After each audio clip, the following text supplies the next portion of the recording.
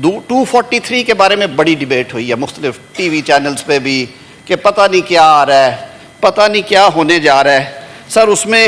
ابہام کو دور کرنے کے لیے میں مناسب سمجھوں گا کہ میں وہ ریلیونٹ کلاز جو ہے اس کا مطالعہ کر دوں تاکہ کوئی چیز یہ نہ ہو کہ یہ سمجھ نہیں آئی اور اس کا ہمیں پتہ نہیں چلا۔ یہ ہے سر سروسز کے بارے میں، اس میں سر تبدیلی کی کیوں ضرورت پیش آئی؟ جناب چیئرمین، اللہ تعالیٰ نے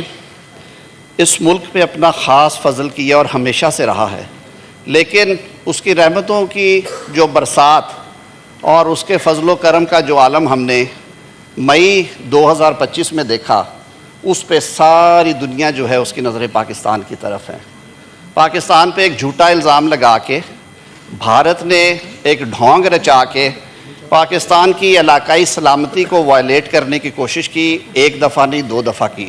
اور پھر جو بفٹنگ رسپانس دیا افواج پاکستان نے اس کی پوری دنیا معترف ہے، چاہے وہ سپر پاورز ہیں، چاہے وہ اسلامی بلاک کے ممالک ہیں، چاہے وہ اس ریجن میں بسنے والے دیگر لوگ ہیں۔ جناب چیئرمین، جب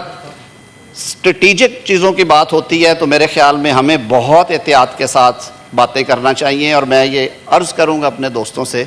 کہ اس ساری اسکیم کو پہلے پڑھ کے سمجھ کے اس پہ ضرور بحث بھی کریں، اس کو ڈسکس بھی کریں، لیکن اس میں پاکستان کی عزت وقار اور سالمیت کا عنصر ضرور ملحوظ خاطر رکھیے گا۔ جن جوانوں نے شہادتیں دی ہیں اور جن جوانوں نے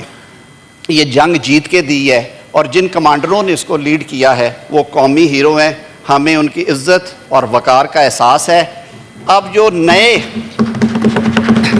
نئے زمانے کی جو جہتیں ہیں اور جو انٹرنیشنل ٹرینڈز ہیں ان کو سامنے رکھتے ہوئے 243 میں کچھ چیزیں جو ہیں ان کو انٹروڈیوس کرایا جا رہا ہے۔ کوئی سسپینس نہیں، میں اس کو پڑھ دیتا ہوں۔ پہلی بات تو یہ ہے سر کہ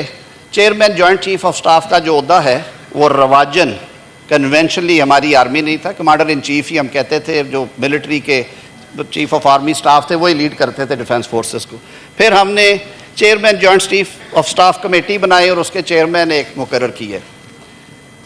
اب تجویز یہ ہے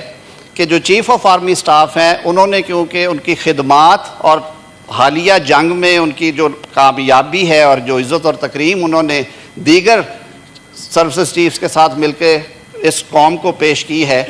اس قوم نے اس کو ریکگنائز کرتے ہوئے انہیں فیلڈ مارشل کے ٹائٹل سے نوازا۔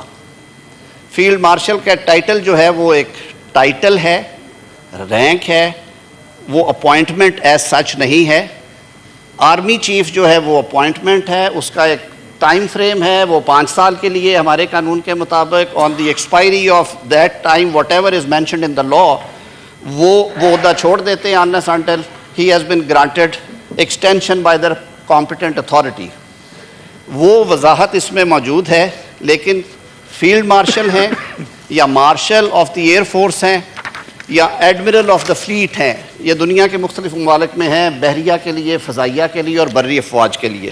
ان کا ذکر کیا گیا ہے اور کہا گیا ہے کہ یہ قومی ہیروز ہوں گے جن کو یہ ٹائٹل دیا جائے گا، اور یہ ٹائٹل سر ساری دنیا میں تاحیات ہے۔ اٹس اے ٹائٹل کہ آپ کو ان خدمات کے صلے میں قوم نے اس اعزاز سے نوازا کہ آپ فیلڈ مارشل کہلائیں گے، اس کی بابت یہ وضاحت کر دی گئی ہے، اور ساتھ میں کہہ دیا گیا ہے کہ اس ٹائٹل کو بھی آپ نے کیونکہ پروٹیکشن دینی ہے آئینی، تو اس کے بابت یہاں پہ لکھ دیا گیا ہے کہ اس کی امپیچمنٹ یا ریورسل جو ہے وہ وزیر اعظم کا اختیار نہیں ہوگا، وہ پارلیمان کا اختیار ہوگا، کیونکہ وہ ساری قوم کا ہیرو ہے، کسی ایک وزیر اعظم کا یا ایگزیکٹو کا ہیرو نہیں ہے۔ میں پڑھ دیتا ہوں تاکہ یہ ڈیبیٹ جو ہے اس حوالے سے جنریٹ ہو اور اس پہ جو چہمیں گوئیاں ہو رہی ہیں وہ بھی ختم ہو جائیں۔ سر دس از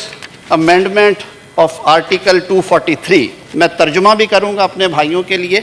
جو میرے دوست ہمیشہ کہتے ہیں کہ آپ ٹرانسلیٹڈ ویسے آ گیا ہوگا۔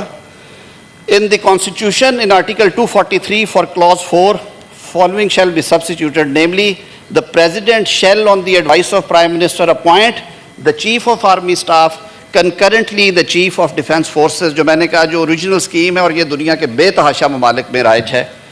وہ آ جائیں گے۔ آرمی چیف جو ہیں وہ چیف آف ڈیفنس فورسز ہوں گے، دا چیف آف نیول سٹاف اور چیف آف ایئر سٹاف کی اپوائنٹمنٹ بھی اسی طرح وزیر اعظم کی ایڈوائس پہ ہوا کرے گی۔ اس کے ساتھ سر یہ کہہ دیا گیا کہ ان کے سیلریز الاؤنسز کی ڈٹرمنیشن وہیں سے ہوگی، وہ پہلے بھی وہی ہے۔ اب جو نئی کلازز ڈالی گئی ہیں وہ 5, 6, 7, 8, 9, 10, 11 ہیں جی۔ 5 کہتی ہے notwithstanding anything contained in clause 4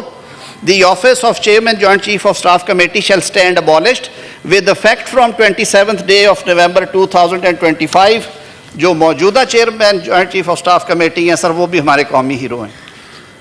ان کے مدت ملازمت جب انہوں نے وہ اپوائنٹمنٹ ان کی ختم ہوگی اس کے بعد سر یہ عہدہ ابالش ہوگا۔ ان کے کرنسی آف پیریڈ میں سر پارلیمان یہ سوچ بھی نہیں سکتی کہ انہیں اس عہدے سے ہم محروم کریں، لیکن اس کے بعد نئی تقرری نہیں ہوگی کیونکہ ہم نے چیف آف آرمی سٹاف جو ہیں انہی کو چیف آف ڈیفنس فورسز کی ذمہ داری سونپنی ہے۔ یہ تجویز ہے۔ تجویز یہ ہے کلاس 6 میں that the Prime Minister shall on the recommendation of Chief of Army Staff concurrently the Chief of Defence Forces appoint the Commander of National Strategic Command from members of Pakistan Army and shall also determine his salaries۔ یہ chairman joint chief of staff committee کے functions میں سے ایک یہ بھی function ہے۔ یہ ایک حساس معاملہ ہے سر، جو ہمارے ایسٹس ہیں، جو ہمارے دفاعی کیپیبلٹیز ہیں، میزائل سسٹم ہے، دیگر کیپیبلٹیز ہیں، نیوکلیر کیپیبلٹیز، اس کے لیے ایک رسپانسبلٹی ہے، تو اس کی اپوائنٹمنٹ بھی وزیر اعظم کریں گے۔ where the federal government promotes a member of armed forces to the rank of field marshal, marshal of air force and admiral of fleet, such officer shall retain the rank privileges and remain in uniform for life۔ دنیا کے بہت سارے ملکوں میں یہ رائج ہے۔ Command وہ ریلنکوش کر دیں گے، اگر وہ چیف آف ایئر ہیں تو اپنا ٹائم جب ان کا مکمل ہوگا وہ کمانڈ ریلنکوش کریں گے۔ آرمی چیف ہیں اس ٹائم کے مطابق کریں گے، لیکن یہ جو ان کو ٹائٹل اور رینک فیلڈ مارشل کا اگر کسی کو دیا گیا تو آئین اس کو پروٹیکٹ کر رہا ہے۔ 9 میں ہے the provisions of article 248 as applicable to president shall mutatis mutandis apply to field marshal, marshal of air force and admiral of fleet۔ جو میں نے بات کی ہے کہ پھر یہ نہیں ہے کہ ایک بندے نے اپنی ساری عمر دی، اس نے اس ملک کی خدمت میں ایک جنگ جیتی، ایک نہیں کئی اور محاذوں پہ کامیابی حاصل کی، قوم نے اسے اس ٹائٹل سے نوازا، تو یہ فرد واحد کا فیصلہ نہیں ہوگا کہ آپ یہ ٹائٹل واپس لے لیں۔ یہ اس ایوان کا اختیار ہے، یہ دونوں ایوان جوائنٹ سٹنگ میں بائی ووٹ اس کو کر سکتے ہیں، جو صدر کو مؤاخذہ کرنے کا طریقہ ہے۔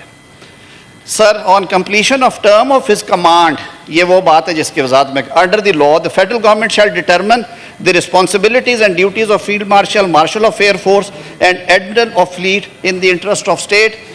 کہ جب وہ کمانڈ چھوڑتے ہیں تو اس کے بعد وفاقی حکومت کے لیے اوپن ہوگا کہ ان کو کسی اعزازی مشاورتی جس بھی کیپیسٹی میں وہ انہیں کہیں، کیونکہ وہ قوم کا سرمایہ ہے، یونیفارم میں ہیں، ٹائٹل آپ نے دیا ہوا ہے، تو وہ آپشن بھی دے دی گئی ہے۔ The President shall on the advice of Prime Minister determine the salary allowances and so of the officers of these 3 forces۔ تو سر یہ ساری وہ بات تھی آپ کے سامنے اس لیے رکھی ہے کہ اب آپ نے ان چیزوں کے اوپر ڈیبیٹ کرنا ہے۔ میرے خیال میں یہ کچھ ٹاپکس ہیں جن پہ میں نے کہہ دیا کہ فیڈرل کانسٹیٹیوشنل کورٹ قائم کرنے جا رہے ہیں ہم، ججز ٹرانسفر کے اوپر میں نے بات کر دی، سینٹ الیکشنز ایک ٹائم پہ ہوا کریں گے اور ابہام دور کرنے کی بات کر دی، کیبنٹ کی بات ہو گئی، 243 کی جو ہماری ڈیفنس فورسز ہیں، اور اس پہ میں نے پھر عرض کیا ہے کہ ہماری سیاستیں، ہمارا سب کچھ ہمارے ملک کے لیے ہے۔ ملک کی عزت، وقار اور سالمیت کو سامنے رکھتے ہوئے اس پہ ڈیبیٹ کریں، سر آنکھوں پہ اس کا جواب دیں گے۔